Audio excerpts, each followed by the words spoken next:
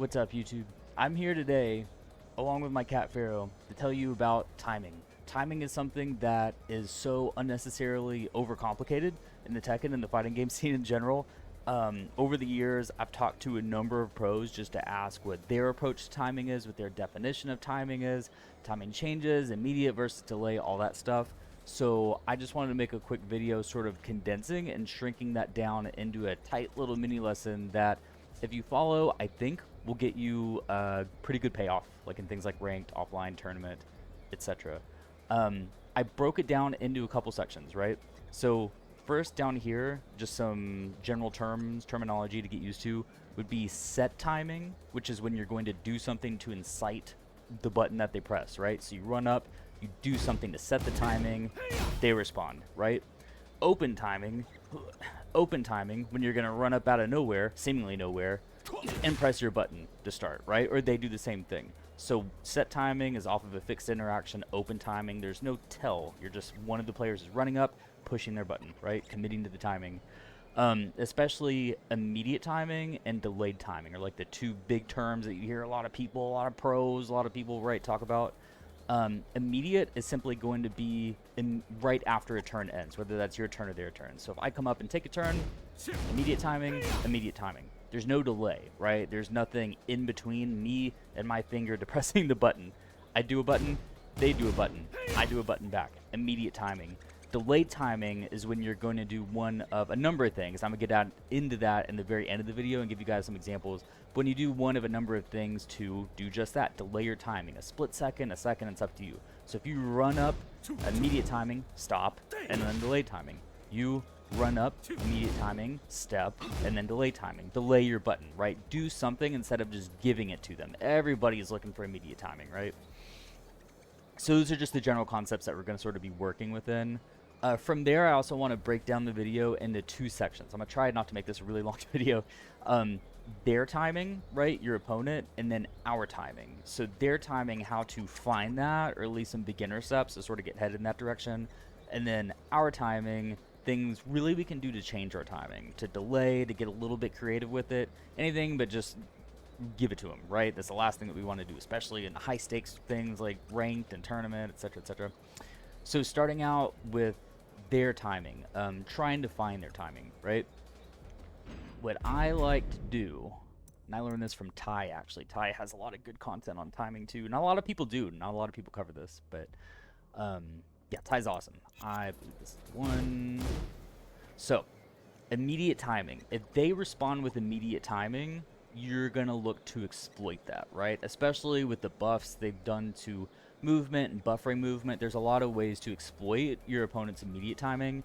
Ty has a system called like timing finders. The two big ones, just fast moves with small frame differentials, right? A jab, a down forward one. With a lot of characters, like characters with small frame differential lows, like Victor is great. Down three, right? Jab, down forward one, down three. Just little things, little pokes you can throw out and then stop for a second and see what they do. You don't have to think about all of the all the 100 moves the other character has, right? We're literally just looking for the timing. Even the move itself doesn't matter all that much, right? So in this case, I've trained the Jin on P2 to respond with immediate timing. So we're going to exploit it. So let's start with a jab. He's responding on immediate timing. So what can we do to exploit that? Step, right? It doesn't have to be big. Be something small. Take your frames from there. Right? So we're exploiting the immediate timing. Instead of movement's great, but in Tekken 8, God knows, we have all these other options now. We can turn steel with the power crush. If you're a character with the fast counter hit or parry, flash them, right? There's all sorts of things we can do if we know that they're going to respond on immediate timing. Delayed timing. So there's a few different variations. There's different ways to delay your timing, right? Again, I'm going to give you a little breakdown how I view that, and I think how a lot of people view that towards the end of the video. But think things that you can do to create a gap in time, and then to fill that gap in time before you commit to your button, right? So let's say the button that this Jin is wanting to get out, he wants to hit us so bad with a down forward one. So he's seen now that responding on immediate timing, he's getting blown up. He's getting exploited. There's all these things we're doing to work around his immediate timing, right? So what if he delays his timing in the form of a sidestep? He's going to sidestep and then commit to his button. Make sure I have this on right. Okay. Here we go. Now I'm getting blown up, right? Now he's blowing me up, and that could be a sidestep hop kit, that could be a sidestep God knows what, right? So if we know, if we're doing our little timing finders, and we know that they're delaying, in this case, just to keep it simple, right? They're delaying in the form of a movement-based timing change. Step, button. Move, button. So what we can do from here, we have a few things, right?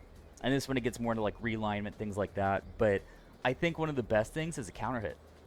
Victor is a great Guts is a great counter hit character, but most counter hits in this game, especially Tekken 8, since they nerf counter hits a little bit from Tekken 7, right, are slow-ish, 15 to 17 to 20 frames, 20 plus if it's a low, etc. So if you respond on almost like your immediate timing with the counter hit, the startup speed of that animation of the counter hit a lot of times is going to catch them. What it's doing in the background is realigning the axis because it's taking a minute for those active frames to fire up, right? So if we set this off, I just did a 1+2. I just did a counter hit. I didn't really change my timing. You know what I mean? Maybe I delayed a little bit. So you can catch their delay with your own delay. You can also do things like a standard throw, because for some god-awful reason, standard throws are homing in this game. Okay. They also have counter hit properties, right? Big lows, right? Like Victor's down back 4. And if you time it right, it's going to counter hit as well. Sort of more advanced trick, right, is you can realign. As people say, you can realign the axis. So you can step with them. So let's incite a step and then step with them and then beat them at their own game. Step, a faster option than they do, right? So we're inciting their timing change. They're delaying via timing change, a movement-based timing change, and committing to, what is this, down for 113? I don't play Jin. So let's beat that with something faster. Let's say 10, right? So again, realign. Whoops. Realign. Let's go here. Realign. Here. Things like that, right? So once you've found their tendency to change their timing, and again, this is very simplified via a movement-based timing change. Some people literally just count the timing audibly. 1, 2, low. 1, 2, 3, low. 1, low. Immediate, low. Things like that. Once you sort of have that downloaded, then you can start exploiting. You can either exploit the immediate timing, usually via a sidestep button, right? Or you can exploit the delay by delaying yourself, by doing standard throw, by doing your own counter hit, by doing something, something homing that's going to go under, etc., right? So that's the first thing, is their timing, sort of attempting to find the opponent's timing and playing off of that. The second half of this would be our timing, right? So the big thing that you want to stay away from, let's say if you're anywhere like under God of Destruction, something like that, people get blown up with immediate timing, man. You really have to watch your immediate timing, especially in this game, especially since one launcher can, you know, cost you the entire round if you're unfortunate. So here would be the Jin responding on immediate timing, right? So let's set it up. A poke of my choice. He does an immediate button, okay? So what we're looking for as far as our timing, we're the aggressor here, right? We're not worried about their timing as much. We're worried about our timing now, that is getting in the move that we want to get in. In this case, let's say I want my down back 4 to hit, my risky low, right? I want to get that in. I want to make sure it hits. So I'm going to watch and see defensively how he responds and what timing choices I'm taking, right? That's an immediate low. That's pretty risky, because I'm sure everyone in here has gotten blown up with a sequence like this. So many players, especially once you start climbing up in the ranks, if you're starting to go compete offline, get a little bit ways in bracket, right? A lot of people are going to check immediate timing. Various ways, but a big way is going to be like, you've heard the term a fuzzy block, right? They may fuzzy block low, like do a little crouch, a little fuzzy low parry is my personal favorite. So again, let's say immediate, it's my turn. now you're getting blown up, right? Now you can be a little sassy and do immediate mids, you know, for players who are really into that, like ducking on fuzzy block and that sort of stuff. So if you insert immediate timing, and then call them out with the safe mid, something like that, right? But the better way in general would be to either delay our timing, or as I was saying this whole time, timing change. Do a timing change. I'm just going to run through a few timing changes that I like to use personally. They're anywhere from audible to movement based. Attack disguising is my favorite. It's something I learned from Pure Silence. My coach, I love to do to death. So just to run through these, I'm not like an editor. I'd put it in like the bottom and have some EDM song going in the background or something. Okay, so let's say that this is the start of your interaction, right? I want to run up and get a down back 4 in. Immediate timing, probably not the best idea, but it's there if they're not blocking it, right? Let's say an audible timing change. 1, 2, 1, 2, 3, and then go in, right? You actually call it out. Situational applications. So if you're rushing down and sneak your low in there versus you're getting rushed down and sneak your low in there almost as keep out, right? If I'm going, there's a down back 4. That's all I wanted out of that entire sequence. The rest of it was just disguising my true intention. I wanted that down back 4 because I can do God knows what from there. You know what I mean? So offense and then sneak your low or your target move in there. I'm not saying your target move has to be a down back 4 or risky low, just for instance, right? Versus if you're getting rushed down. I'm not going to have Jin do the thing, but if Jin's doing electric, crazy anime stuff, right? And then sort of like keep out from back here, that's another way to delay the timing. It's situational application is completely different. Rush down versus being rushed down. Startup frames is a really big one. So my down back 4 comes out hot and spicy at 20 frames. So what if I initiated with the 16 frame? That's different. So if they're running up and ducking on the timing of a 20 frame low, what about run up 16 frame low, right? Startup frame being different. Taking a low or your intended move, right, off of plus frames is really big. So let's say I apply plus frames, I do an immediate low. And now let's say we sort of bring this full circle.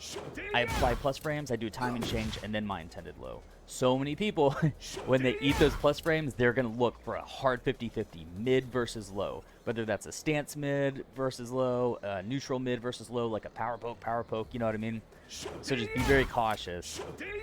An immediate low, backdash, and then sneak it in, right? Little things to delay your timing, to change your timing.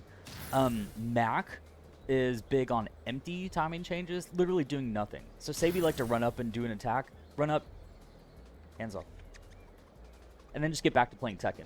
You talk about something that will screw with the mind of your opponent, man. So now they're trying to read timings and approaches, and they're like, this he didn't even do anything, right? And then it's getting into like all new level of mind games. And then just straight up like disguising your intention. This is my favorite. I do this all the time on stream, and it works 90% of the time. So just to run through them, right? Dash, and then a low. Sidestep, and then a low. KBD, and then a low. Duck, and then your target low. Forward dash cancel. I'm ass at it. And then your low. Dash block is huge. Dash block is so big. Dash block being forward, back, neutral. Dash block, dash block, dash block. Your mid. Dash block, dash block. Here, dash block, and then you're low. So good, man. And from a distance to cover ground safely, because you have that back input, dash block, and then low. Nothing, or knee likes to do a shimmy, like this, and then you're low. So you're running up, shimmy, and then do your low. Wait a split second, put the shimmy on the screen to sort of scramble the circuits. Sidestep cancel low. Kakoma is really big on this with Fang. He'll do sidestep cancels into his down back 3 instead of just run up down back 3. Sidestep. Down back. Sidestep cancel, right? You guys are probably a lot better at it than me. Just to hide the animation.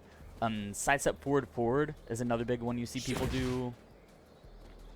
Sidestep forward, down forward. Mix it with a low, or a mid rather. So things like that. movement-based timing changes, attack disguising timing changes, jab, and then you're low, plus frames, dash block, and then you're low, and then mix it all up, right? If you're rushing them down with like good timing changes, jab, dash block, sidestep, get hit. This, plus frames, delay via sidestep, go down here, plus frames, backdash, and then low. And then you're schmoovin'. That's going to be a really hard offense for opponents to latch onto. So, in a nutshell, immediate versus delayed timing. With the opponent, try to find and exploit their immediate timing. If they're using delayed timing, hopefully you have some tools to deal with that now. With your own timing, be very wary taking big risky turns and moves on immediate timing. Almost always try to delay your timing and get creative with it and try to string it together, right? That's all I got. If you have any questions, ideas for next video or anything, please let me know. My cat Pharaoh stuffing his face, and I hope you have a great day.